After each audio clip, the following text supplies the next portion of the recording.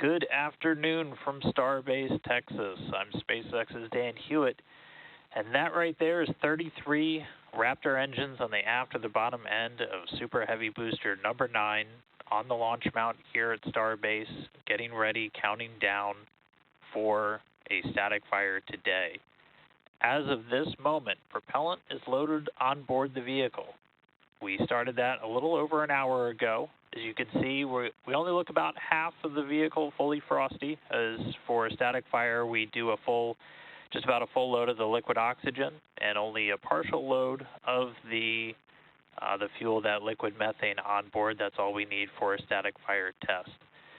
As of this moment, we are in a hold at the T-minus 40-second mark. This is a planned hold. We're just going to hold here while we wait for the fuel temperatures to get to a desired range before we resume the countdown. Once we see everything in the right range, we'll get ready to start counting down. We'll get the clock up and it'll start rolling from T-minus 40 seconds. Again, this is the second time we've static fired with this booster. The Super Heavy, the first stage of our Starship launch vehicle, the most powerful rocket ever designed, ever flown. Not looking to lift off today, just looking to ignite those engines on the bottom. This is a critical test before you get ready to go fly. This is really your chance to put everything together.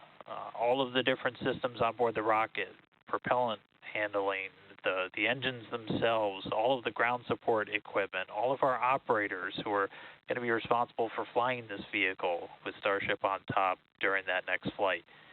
This test is really tying everything together and is in the critical path before we get ready to go to launch. In addition to everything on the rocket, again, you have a lot of the ground support hardware that is going to be involved today. We're going to once again be using the flame deflector underneath. You've seen that tested a handful of times, both with and without the rocket. We used it during the first static fire with Booster 9 a couple of weeks ago. So once we resume the count, again, it'll be about T-minus 40 seconds. We'll see the flame deflector fire up about 10 seconds before ignition. So when you see the water start to flow, you know we're about 10 seconds away. But so far, it's been a pretty clean count so far today. Haven't been tracking any issues. And we're still, again, right now we're at a hold. This was a planned hold in today's operation. We just want to make sure we got fuels at a desired temperature range before we resume that final countdown.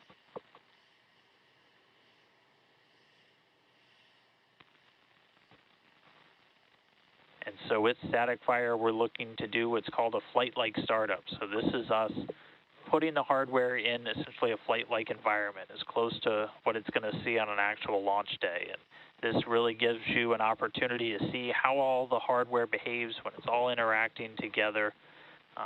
We tweaked some of the startup sequence from the last time we did a static fire, as we just continue to fine-tune, learn about the hardware as we put it through the paces, and fine-tune, make our operations just as we get ready to get on to flight number 2. But again, we are still holding at T-minus 40 seconds. We'll hold here for a little bit longer, still watching the temperatures on those fuels. Once we're in the desired range, see the clock come back up, and we will start counting down.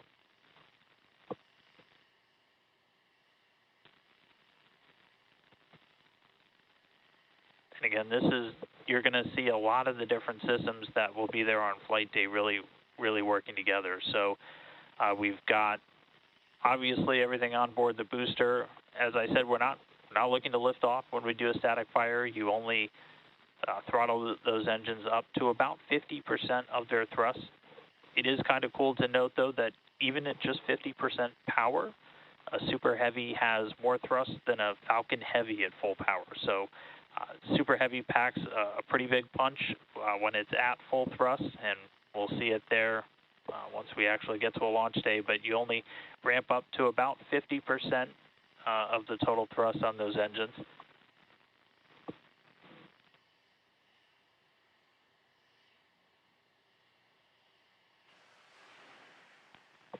And hearing some good news, sounds like our clock has started to roll, so we are less than 40 seconds Clock is rolling, away T-minus 30 seconds. from static fire. T-minus 30 seconds and counting.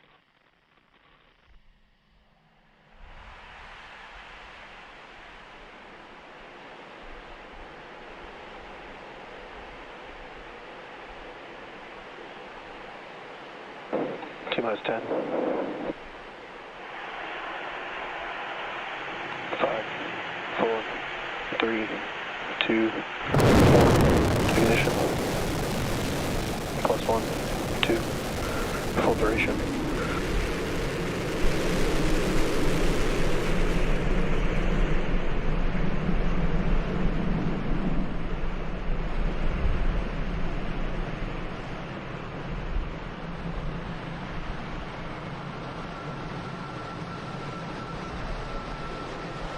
And Booster 9 static fire complete. Rattled the walls here over at Starbase, but we did hear the call out of full duration.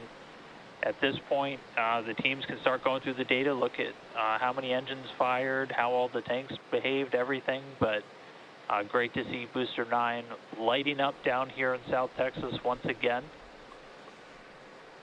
We did hear that call out from the flight director for today's operation that we hit a full duration.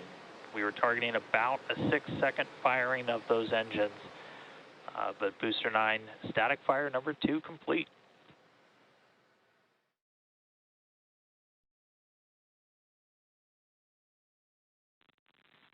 All right, well, as I said, now's the time when we can essentially start to safe the vehicle. We'll start to offload the prop, and then the teams can get right into looking at the data and see how that static fire went. We heard full duration. We'll share some additional information as it comes in.